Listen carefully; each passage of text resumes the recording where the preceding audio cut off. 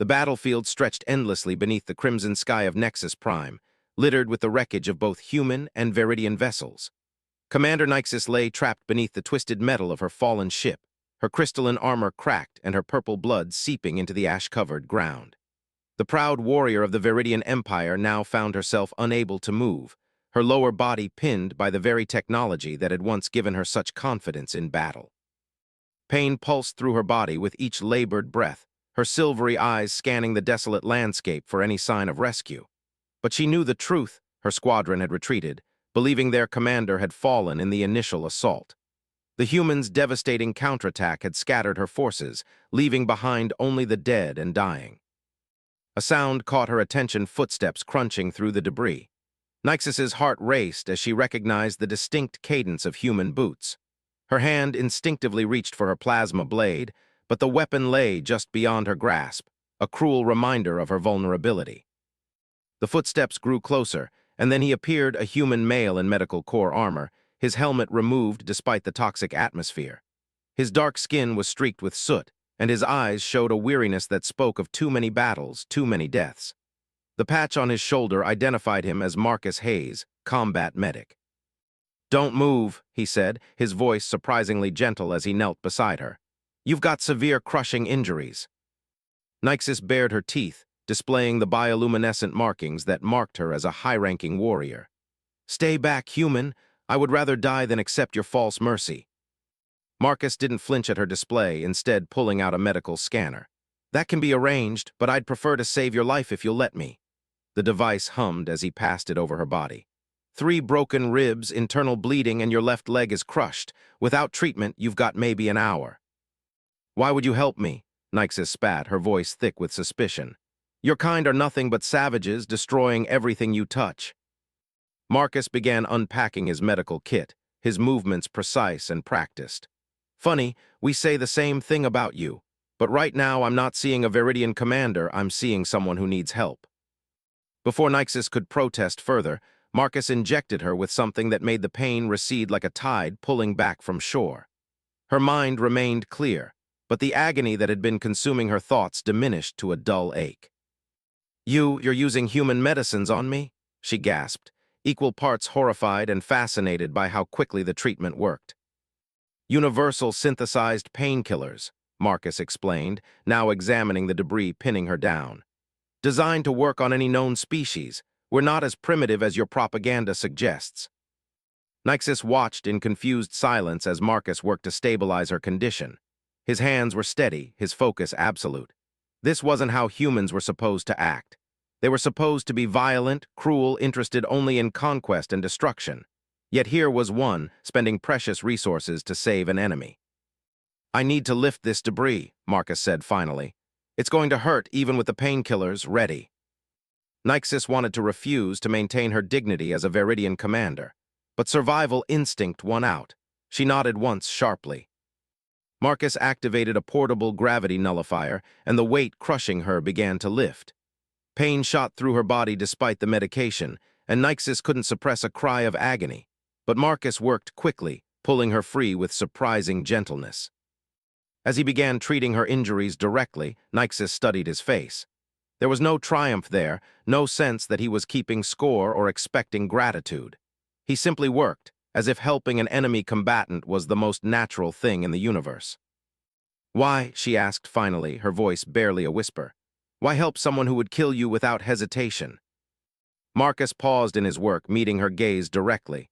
"Because that's what makes us different from machines, the ability to choose compassion over programming. Your people taught you to hate us just like some of us were taught to hate you. But hate is learned. Compassion is chosen." Nyxus fell silent, his words stirring something uncomfortable in her chest. Everything she knew about humans conflicted with the evidence before her. This was not the action of a savage race. This was something else entirely. A distant explosion shook the ground, reminding them both that they were still in an active war zone. Marcus quickly finished bandaging her wounds and checked her vital signs one more time. "You should be stable enough to move now," he said, gathering his equipment. "There's a neutral medical facility 3 kilometers east. They'll treat you without questions." "You're leaving me?" Nyxus found herself asking, surprised by the note of uncertainty in her voice. Marcus gave her a small smile. Unless you'd prefer I stay, there are more wounded out there who need help, human and Viridian alike. For the first time in her life, Commander Nyxis of the Viridian Empire felt shame about her prejudices. You truly are a strange creature, Marcus Hayes. Perhaps we have been wrong about many things. The journey to the neutral medical facility proved more treacherous than either Nyxis or Marcus had anticipated. The battlefield had become a maze of destruction, with automated defense systems still active and rogue combat drones hunting for survivors. The purple-tinged clouds above crackled with electromagnetic interference, making navigation systems unreliable. Nyxis struggled to maintain her balance, her pride warring with her injuries as Marcus supported her weight. Each step sent waves of pain through her damaged leg, but she refused to show weakness. The human medic remained silent, focused on guiding them through the safest path possible. A distant mechanical whirring made them both freeze. Marcus quickly pulled them behind the hull of a crashed transport, his movements careful to avoid aggravating Nyxis's injuries. 3 combat drones swept past their position, their red scanning beams cutting through the haze. "Your machines," Nyxis whispered, nodding how Marcus's jaw tightened at the sight. "Not anymore," he replied grimly. "Those are Omega-class hunters. They've gone rogue, targeting anything with life signs. They don't discriminate between human or Viridian." The revelation sent a chill through Nyxis's spine. She had heard rumors of autonomous weapons turning against their creators, but her military superiors had dismissed such reports as human propaganda. Now, seeing the truth with her own eyes, she wondered what else they had been wrong about. "We need to move," Marcus said once the drones had passed. "But first," he pulled out a small device from his medical kit and attached it to Nyxis's armor. "Biodampener, it'll mask your life signs." Nyxis stared at the human technology now merged with her suit. "You're trusting me with your equipment? I could analyze this, use it against your people." Marcus gave her a tired smile. "If we don't survive the next hour, military intelligence won't matter much, will it?" They continued their careful progress through the wreckage. Nyxis found herself studying Marcus's movements, noting how he checked their surroundings with the precision of a seasoned warrior. This wasn't just a medic. This was someone who had seen too many battlefields, too many failed peace attempts. "Your combat training," she said as they paused to rest. "It's extensive for a medical officer." "Had to be," Marcus replied, checking her bandages. "Can't help anyone if you don't survive to reach them. The front lines don't care about your specialization." A sudden explosion in the distance made them both tense. The ground trembled, and somewhere in the darkness, something massive began to move. Marcus's expression darkened as he pulled out his scanner. "That's not good," he muttered, studying the readings. "The explosions are destabilizing the ground. There's an old mining complex beneath us, and the structural integrity is failing." As if to confirm his words, a deep groaning sound emerged from below, and the ground began to crack. Nyxis felt her warrior's instincts kick in. "We need to move, now." They barely made it 10 steps before the surface gave way beneath them. Marcus reacted instantly, shoving Nyxis towards solid ground as the crater opened up.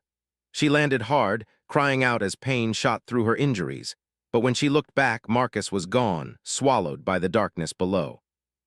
"Hayes," she called out, dragging herself to the edge of the hole. Her enhanced vision pierced the gloom, and she spotted him about 20 feet down, lying motionless on a partially collapsed maintenance platform. Everything she had been taught screamed at her to leave him to save herself. He was just a human, after all. But as she looked at his unconscious form, she remembered his words about choosing compassion over programming. Without further hesitation, she began her descent. The climb down was agonizing, every movement sending fresh waves of pain through her body.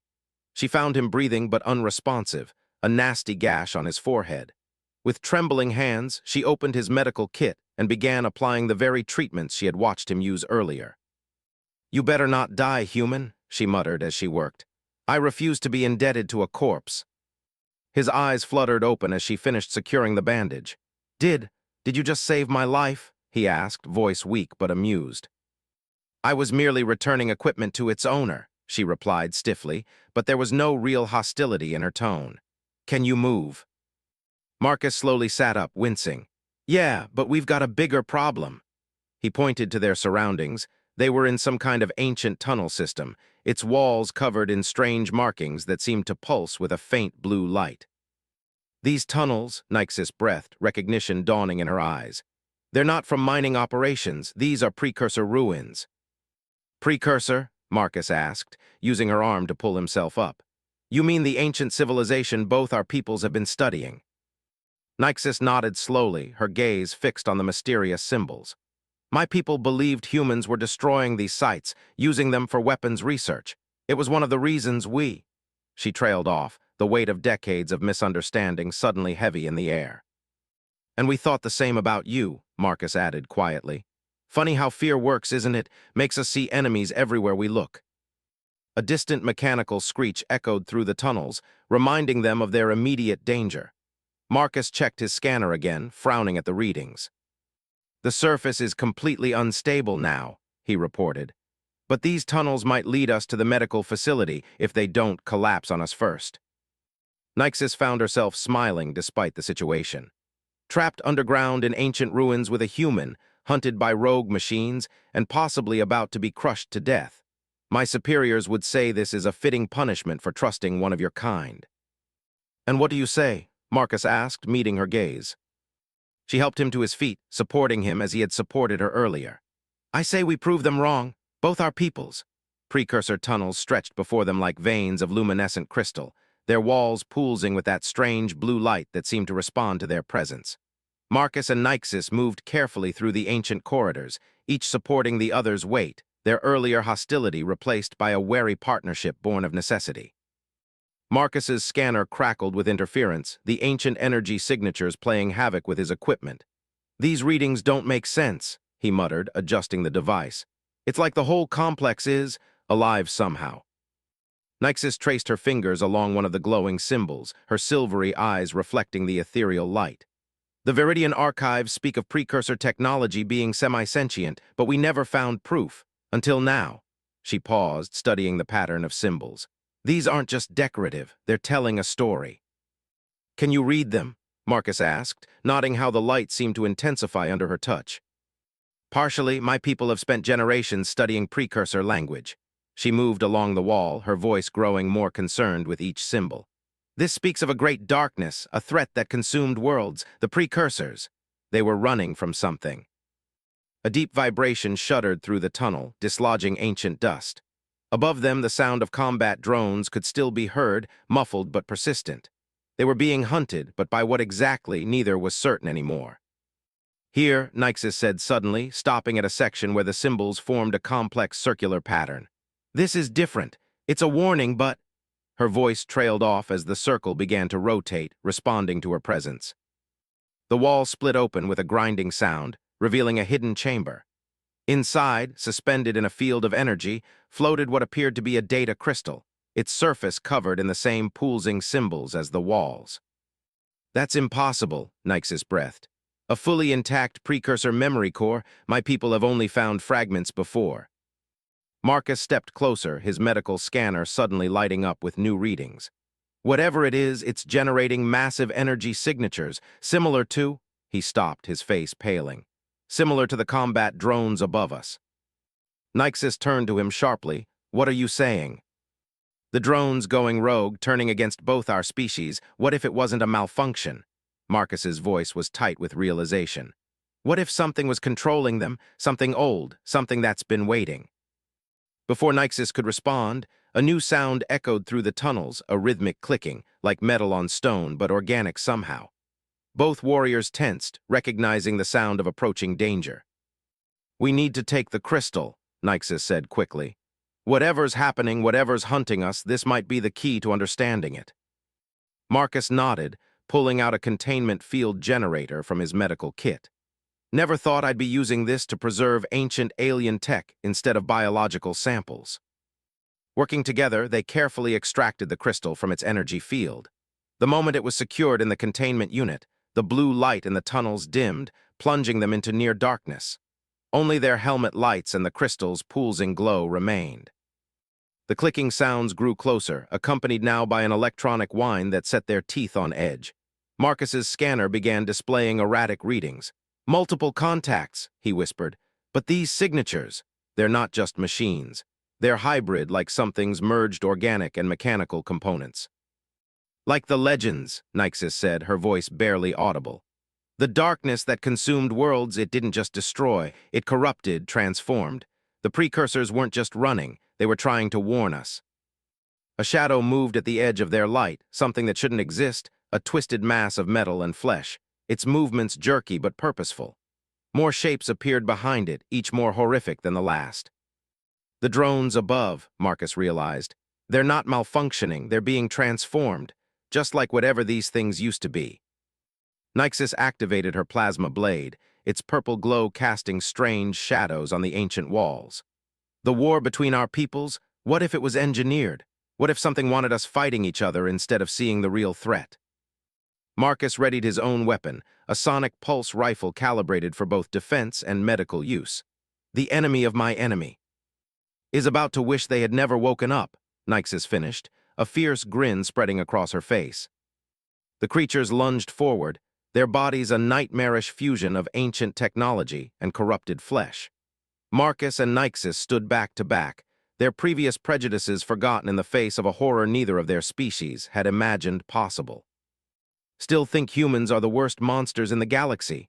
Marcus asked as he fired his first shot.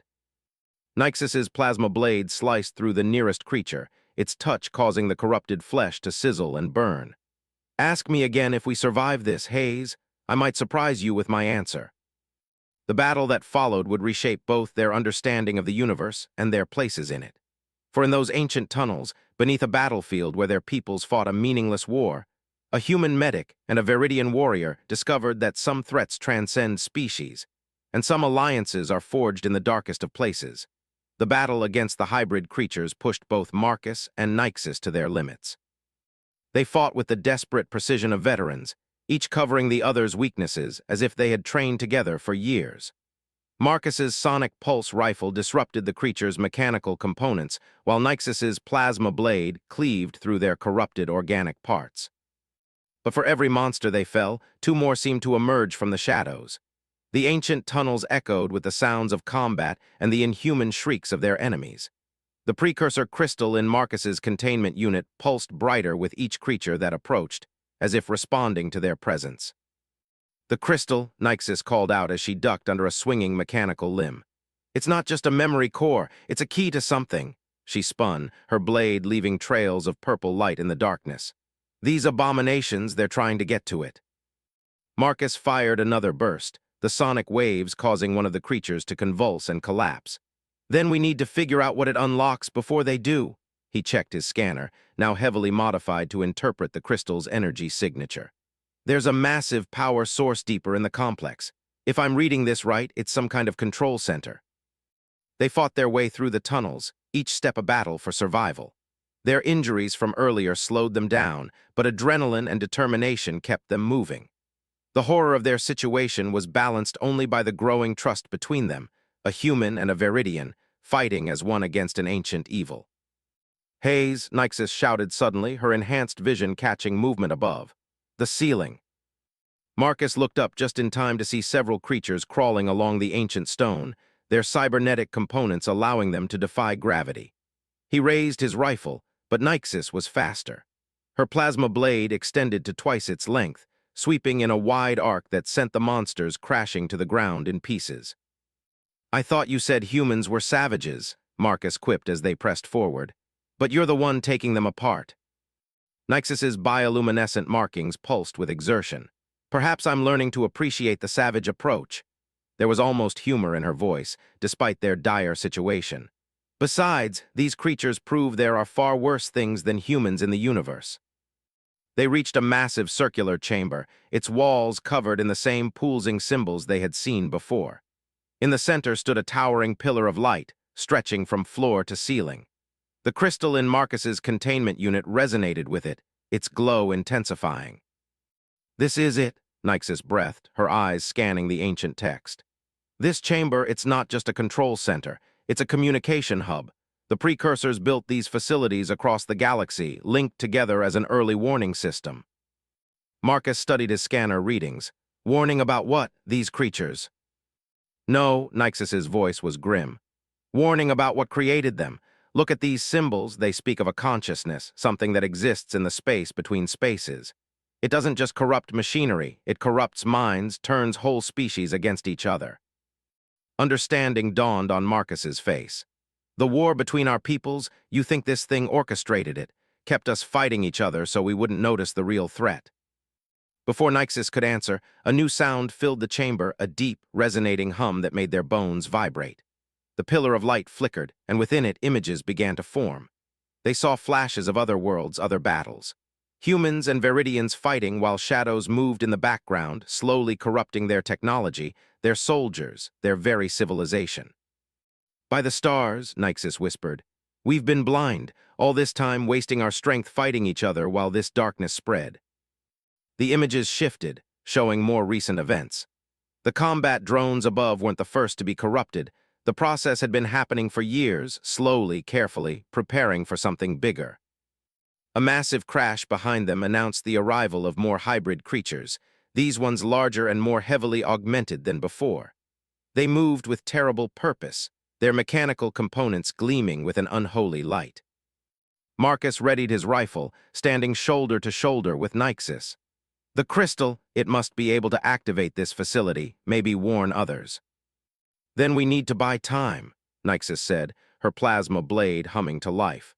Whatever this darkness is, whatever created these abominations, it doesn't want that message sent. They shared a look, former enemies now united in a desperate last stand. The crystal pulsed between them, holding perhaps the only hope of warning both their species about the true enemy they faced. Ready to make history, Commander? Marcus asked, his rifle charging. Nyxus's bioluminescent markings flared bright, her blade casting purple shadows across the ancient chamber. With a human, my ancestors would never forgive me, she smiled, fierce and determined. Good thing I stopped caring about their approval when you saved my life. The creatures attacked, and the chamber erupted into chaos. But as Marcus and Nyxus fought back to back, their movements perfectly synchronized, one truth became crystal clear. Sometimes the greatest allies can be found in those we once called enemies, and the strongest bonds are forged in the face of extinction. The ancient chamber had become a battlefield of light and shadow, filled with the clash of plasma blade against corrupted metal and the piercing whine of sonic pulses. Marcus and Nyxus fought with everything they had, but the hybrid creatures kept coming, their movements becoming more coordinated, more purposeful with each passing moment. The crystal, Marcus shouted over the chaos, firing another burst that sent two creatures staggering backward. Whatever's controlling them doesn't want us to activate this facility. We need to reach the central pillar. Nyxus carved through a creature that had once been some kind of maintenance drone, its flesh now fused with ancient technology. Then let's not keep them waiting. She grabbed Marcus's arm, her enhanced strength allowing her to pull him through a gap in the enemy's formation. They sprinted toward the pillar of light, the crystal in Marcus's containment unit pulsing faster with each step. Behind them, the hybrid creatures merged together, forming a massive amalgamation of metal and flesh that moved like a wave of corruption given form. Hayes, Nyxus called out as they reached the pillar. Your medical knowledge, how does a virus spread? Marcus glanced at her while working to interface the crystal with the ancient technology. It finds weaknesses, exploits them to multiply. Why? Because that's what we've been fighting, a virus, but not biological or digital. Something that exists between realities, infecting both organic and mechanical life. Her eyes narrowed as she watched the approaching horror. And like any virus, it attacked our species' greatest weakness. Fear, Marcus finished, understanding dawning in his eyes. Fear of the other, fear of what's different. It didn't have to force us to fight, it just had to make us afraid of each other. The crystal finally connected with the pillar, sending pulses of energy through the ancient chamber. The symbols on the walls began to glow brighter, forming patterns that neither of them had seen before. But the wave of corruption was almost upon them, its many voices merging into one horrific chorus. Whatever you're going to do, Nyxus said, taking up a defensive position, do it fast. Marcus worked frantically with the ancient controls, his medical scanner helping him interpret the energy patterns. This facility, it's not just for communication. It's a purification system. The precursors built it to cleanse worlds of this corruption, but they never got the chance to use it. The wave struck Nyxus's plasma blade, the corruption trying to seep through her defenses. She held firm, but Marcus could see the strain in her stance. Any time now, Hayes. Got it. Marcus slammed his hand down on what he hoped was the activation sequence. The pillar of light exploded outward, filling the chamber with blinding radiance. The wave of corruption recoiled, its many voices screaming in unified agony. But something was wrong. The energy wasn't spreading far enough. The facility's power source was too degraded after millennia of disuse. The corruption began to push back against the light, refusing to be cleansed. It's not strong enough, Marcus shouted in frustration. The power source is too weak. Nyxus turned to him, her silvery eyes glowing with determination. Then give it more power. She reached for her armor's core, the source of her plasma blade's energy. My people developed this technology by studying precursor artifacts. It's compatible. Nyxus, wait. If you remove that while your suit is damaged, then I'll have died doing something that matters. She smiled at him, and for the first time, Marcus saw no trace of the prejudice that had once defined her. Sometimes the greatest victory is showing others a better way. Before he could stop her, Nyxus pulled her armor's core free and slammed it into the pillar's control matrix. Energy surged through the ancient facility, the light growing to impossible brightness. The wave of corruption writhed and thrashed, its components beginning to separate and dissolve. Marcus caught Nyxus as she stumbled, her armor systems failing. Together they watched as the light spread through the tunnel system, up toward the surface, cleansing everything it touched. The hybrid creatures dissolved, leaving behind only their original forms, drones, and machinery, untainted by corruption. It's beautiful, Nyxus whispered, her own bioluminescence dimming as her systems failed. I never thought I'd say this about anything human, but it's beautiful. Marcus quickly began treating her deteriorating condition, his hands steady despite his fear. Stay with me, Commander. That's an order. She laughed weakly. Since when does a human give orders to a Viridian commander? Since this human saved your life twice now. He administered emergency treatment, using every trick he'd learned in his years of combat medicine. And I'm not about to let you ruin my perfect record. Above them, they could hear the sounds of battle changing. The cleansing energy had reached the surface, spreading across the battlefield. Both human and Viridian forces would be witnessing the truth, seeing the corruption that had driven them to war dissolving in waves of ancient light. The war, Nyxus said softly, as Marcus's treatment began to stabilize her. It was never about our differences, was it? No, Marcus replied, helping her stand as the chamber's light began to fade to a gentle glow. It was about forgetting our similarities. They made their way out of the complex together, emerging onto a battlefield transformed. The fighting had stopped. Human and Viridian soldiers stood together, watching in awe as the last traces of corruption vanished from their weapons, their machines, their minds. What happens now? Nyxus asked, leaning on Marcus for support. He looked at the crystal, still pulsing softly in its containment unit. Now we show both our peoples what we found. About the real enemy, about the precursor's warning, about how close we came to destroying ourselves while something worse waited in the shadows. And about how a human and a Viridian saved each other. Marcus smiled. Especially that part. After all, there's no better way to fight fear than with proof that we're stronger together. As dawn broke over the battlefield, its light mixed with the fading glow of the precursor energy, creating a new day unlike any that had come before. The war between humans and Viridians had ended not with a victory or a surrender, but with understanding. And in the years that followed, when people spoke of the Day of Light, they always began the story the same way, with a wounded alien warrior calling a human monster, only to discover that sometimes the greatest monsters are the ones we create in our minds, and the greatest heroes are the ones we once called enemy.